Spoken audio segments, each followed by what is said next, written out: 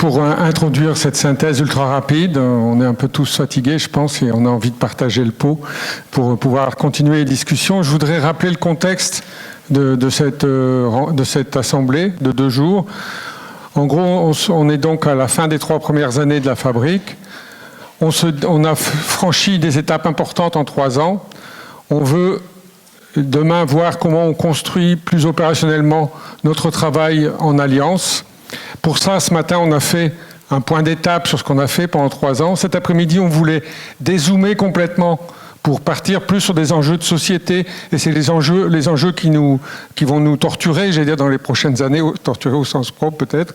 Et demain, on va rentrer dans une phase plus opérationnelle, de dire concrètement comment on fait alliance dans notre objet. Ce que je retiens du coup, qui me paraît important, c'est que on se place à notre place. C'est-à-dire que notre place en tant que fabrique des transitions, elle est bien par l'entrée des territoires, on va le redire demain, par l'entrée des territoires, comment on les met en mouvement vers une démarche de transition, comment on le fait avec des alliés qui contribuent et qui s'outillent collectivement pour réussir ce chemin de la transition dans le maximum de territoires. Et donc c'est un premier niveau d'alliance, c'est-à-dire c'est l'alliance pour faire ce qui est notre métier, j'allais dire notre projet d'activité, notre fonction, notre rôle social en tant que fabrique de transition. Puis un deuxième niveau d'alliance, c'est que ce travail qu'on fait contribue à notre dimension, à un véritable changement de société qu'on veut derrière ça, quoi. Mais on est à notre place pour faire notre porte d'entrée, comme l'a dit un des intervenants, je crois que c'est Bastien, et il faut bien identifier notre place, quoi. C'est-à-dire que le sujet demain, c'est pas comment on fait la transformation de la société française en perspective c'est comment on réussit la transition dans les territoires, dans la centaine de territoires, et comment ça va contribuer à un autre niveau grâce à d'autres alliances qui vont... mais ça suppose qu'on identifie bien notre place à nous et notre porte d'entrée. Merci Noël. Claire. Donc je vais effectivement faire très court parce qu'on est quand même vraiment super fatigué. Donc moi déjà une chose, je voulais remercier Cécile qui n'est plus là, mais parce qu'elle m'a un petit peu réconcilié. Moi je travaille au quotidien quand je suis pas sur la fabrique à Energy Cities, qui est un réseau de villes européens.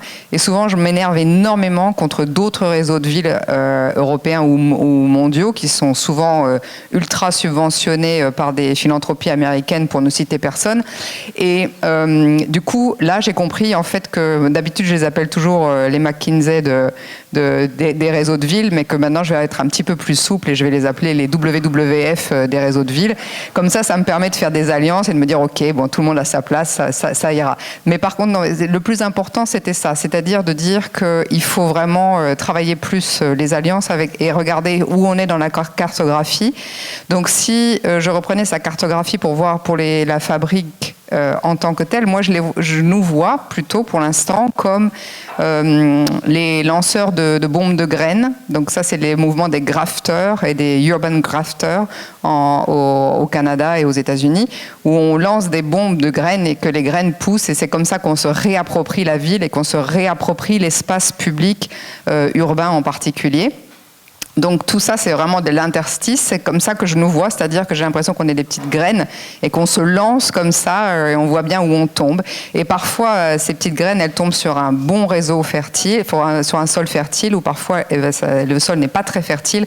Et donc la prochaine étape pour l'Alliance, et pour la fabrique, c'est vraiment de faire en sorte qu'il y ait un maximum de terrain fertile. Et ça, c'est plutôt donc du coup les propos d'Alexandre, je ne me trompe pas. Oui, qui a justement a insisté sur le besoin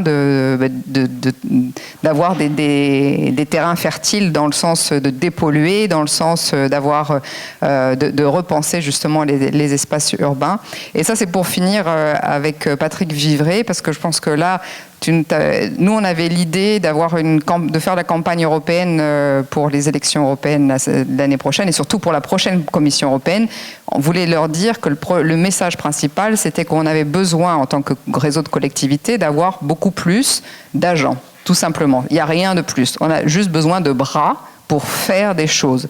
On n'a plus besoin forcément de normes, de nouvelles directives, on a besoin de bras. Et donc on voulait faire une grande campagne avec des gants de jardiniers ou des gants d'ouvriers de maintenance justement d'infrastructures pour dire, voilà, ce dont on a besoin maintenant, c'est des collectifs, des bras, des agents qui puissent faire concrètement la coopération sur le terrain. Et donc là, tu as juste augmenté de 10 étages la campagne. Mais bon, on peut tout à fait être ambitieux. Voilà. Merci Cécile. Cécile. Claire. Mais pas si loin. Ce matin, je disais qu'il y avait une star, mais je la renommerai pas. Je me suis dit, là, cet après-midi, il y a 2 stars.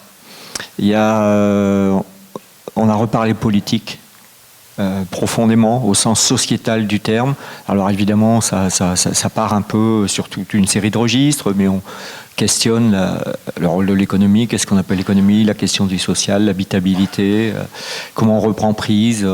Et je trouve que c'est très intéressant parce qu'on essaye de tenir ça à la fabrique, cette question politique au sens noble du terme. Je réinsiste, pas au sens partisan, pas au sens politicien, pas au sens électoral. Ça, c'est des manifestations dans lesquelles chacun se positionne. C'est pas le sujet ici.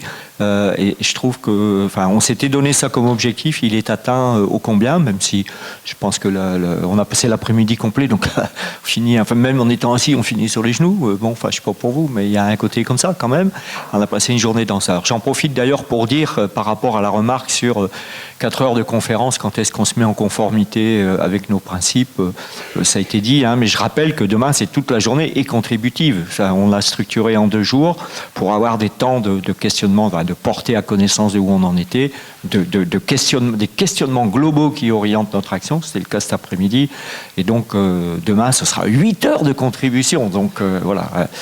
Donc, je pense que ça, c'était intéressant et c'était ô combien nourri des interventions extrêmement fortes, questionnantes. Mais voilà, ça, je trouve que c'était la première star. La deuxième star, c'est l'alliance. C'est-à-dire que l'alliance apparaît comme une évidence dans la façon dont on parle, avec ces dimensions de complémentarité, de comment on fait alliance, donc comme ça a été beaucoup discuté. Alors peut-être que c'est aussi parce que nous on est mus par cette dimension-là, il faut construire de nouvelles alliances si on veut produire du politique autrement. Et les nouvelles alliances, c'est des décloisonnements d'acteurs, c'est une nouvelle façon de travailler entre les élus, les acteurs des territoires, entre différentes ambiances. Et donc je terminerai par une phrase que vous avez déjà, pour ceux qui ont l'habitude de travailler avec nous ou avec moi, c'est la question de l'étoile et des cailloux blancs. C'est-à-dire que tout ça est vertigineux. Érotiser la présidentielle, Patrick, tu te rends pas compte de ce que tu nous proposes, quoi, quand même. C'est vertigineux. Et donc, mais pourquoi pas ? Et pourquoi pas ? Relevons le challenge. Bon, mais pour faire ça, je redis cette question des étoiles, de qu'est-ce qui nous fait briller. Et je ne sais pas si Bastien, où est-ce qu'il est, ou si, il est là-bas, en disant, nous ne ferons pas, je partage ce que tu dis, une grande alliance en disant tous ensemble, et ça va se faire automatiquement. Vraiment, j'y crois pas. Par contre, que nous ayons des étoiles qui nous permettent de construire des alliances ad hoc sur objets concrets, etc., et qui nous permettent de poser des cailloux blancs. Comment tu peux développer dans les territoires, et je l'ai dit tout à l'heure, un certain nombre de pistes opérationnelles, et que ces cailloux blancs permettent à tout le monde de trouver sa place, parce que là, dans le débat, tout le monde ne trouve pas sa place, et c'est normal, parce que c'est l'objectif qu'on s'était donné.